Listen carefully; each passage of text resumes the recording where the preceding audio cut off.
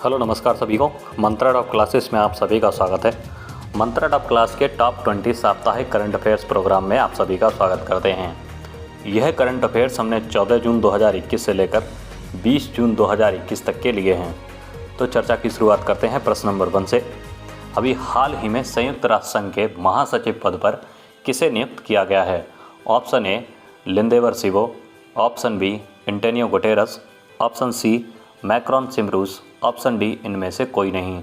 सही उत्तर है इसका एंटोनियो गुटेरस।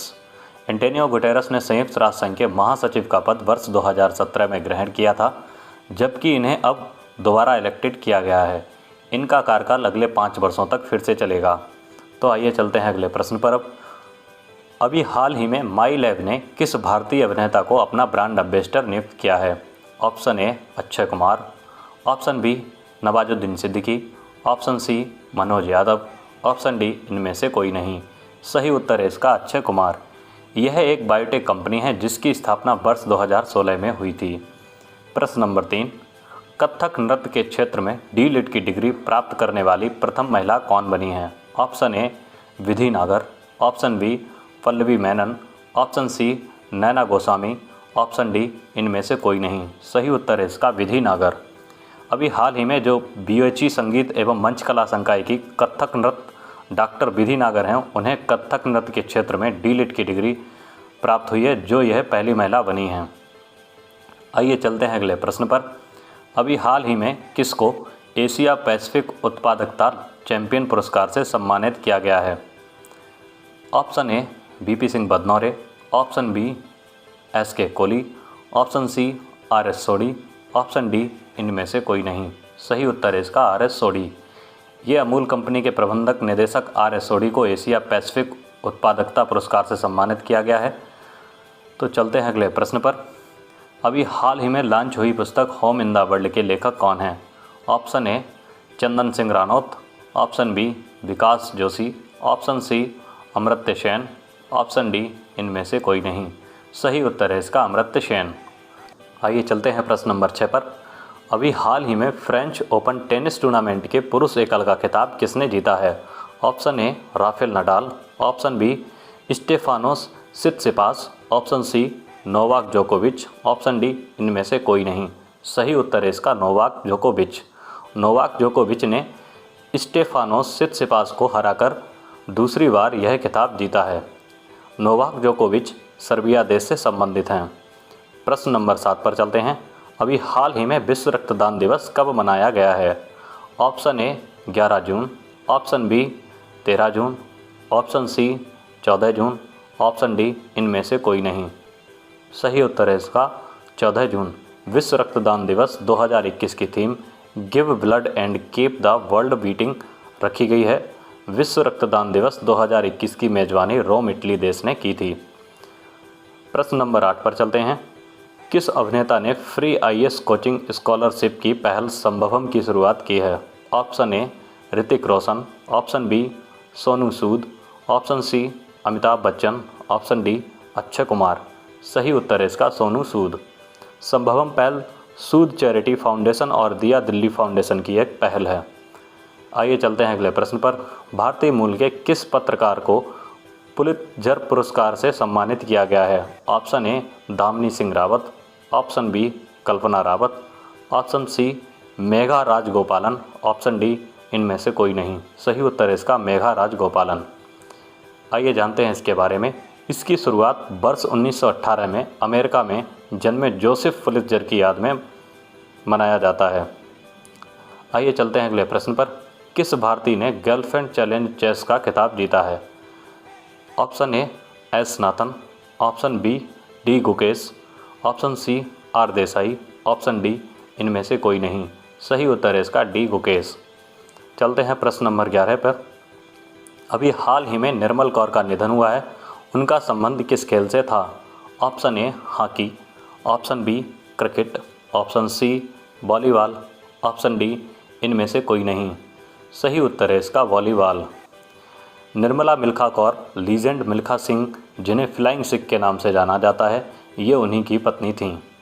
आइए चलते हैं अब अगले प्रश्न पर।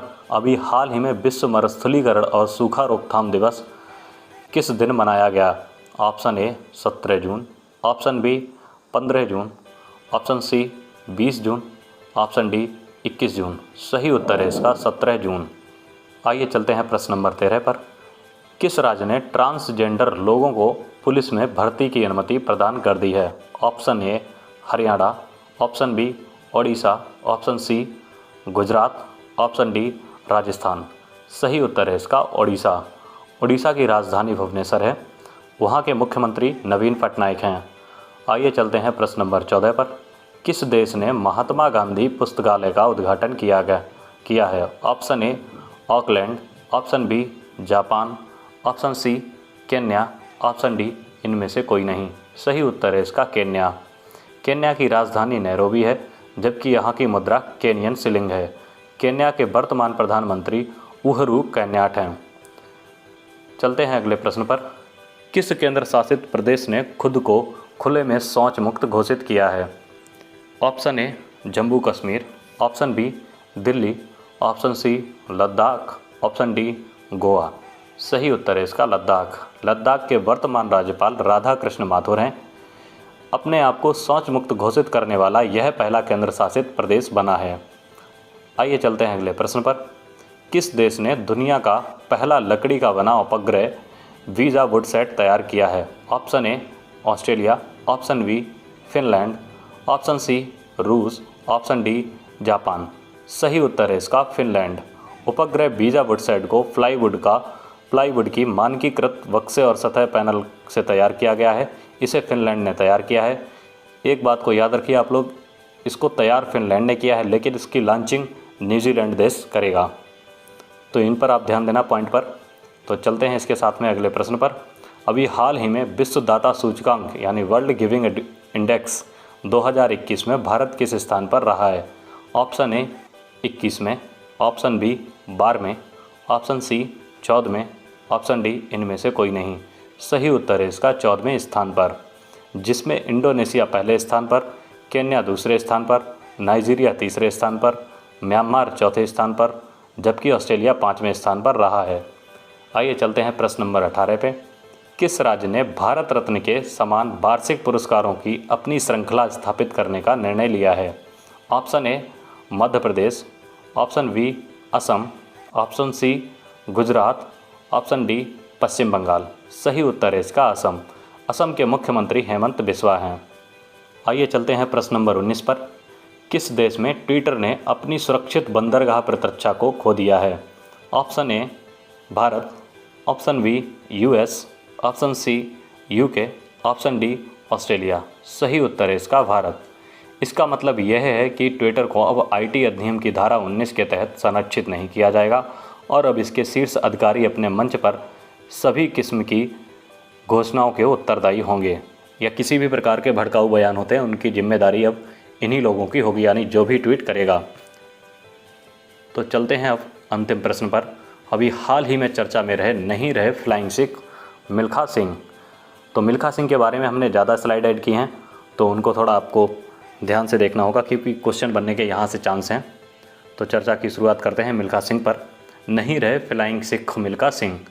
भारत के महान धावक मिल्खा सिंह का 18 जून 2021 को निधन हो गया। वे 91 साल के थे। वे पिछले दिनों कोरोना से संक्रमित हो गए थे। अब जानते हैं मिल्खा सिंह के बारे में। वर्ष 1958 के टोक्यो एशियाई खेलों में मिल्खा सिंह ने 200 मीटर और 400 मीटर की दौड़ में गोल्ड मेडल हासिल किया था। अगला जो पॉइंट उनसे बनता है, उनका सर्वश्रेष्ठ प्रदर्शन हालांकि 1960 के रोम ओलंपिक में था, जिसमें वह 400 मीटर फाइनल में चौथे स्थान पर रहे थे। अगले पॉइंट की बात करें उनसे रिलेटेड, उन्होंने वर्ष 1956 और 1964 ओलंपिक में भारत का प्रतिनिधित्व किया था। उन्हें 1959 में पद्मश्री से नवाजा गया था। अगले पॉइंट पर चलते हैं। रोम ओलंपिक में मिल्खा सिंह ने 400 मीटर की दौड़ 45.73 सेकेंड में पूरी की थी। वे जर्मनी के एथलीट कार्ल कूफमैन से सेकेंड के 100वें हिस्से से पिछड़ गए थे, लेकिन यह टाइमिंग अगले 40 सालों तक नेशनल रिकॉर्ड बनकर रह गई। आइए चलते हैं अगले पॉइंट पर। मिल्खा सिंह के जीवन पर भाग मिल्खा भाग फिल्म बन चुकी है, जिसमें कि फरहान अख्तर ने उनका किरदार निभाया था। मिल्खा सिंह की प्रतिभा और रफ्तार का यह जलवा था कि उन्हें पाकिस्तान के तत्कालीन राष्ट्रपति फील्ड मार्शल अयूब खान ने उन्हें फ्लाइंग सिख की उपाधि से नवाजा था। बाद में यह पूरे विश्व में जाने जाने लगे फ्लाइंग सिख के नाम से। तो ये थे मिल्खा सिंह के बारे में पॉइंट, और ये थी हमारी की साप्ताहिक करंट अफेयर्स। यहाँ से उम्मीद करते हैं 99.9% की यहाँ से आपको एक प्रश्न ज़रूर परीक्षा मिलेगा। तो आज के लिए इतना ही, मिलते हैं फिर अगली साप्ताहिक करंट अफेयर्स में। अगर आपको ये कंटेंट पसंद आता है तो कृपया हमारे चैनल को लाइक और सब्सक्राइब करें। तब तक के लिए थैंक यू, बाय बाय। मिलते हैं फिर अगले टॉपिक के साथ में। जय हिंद।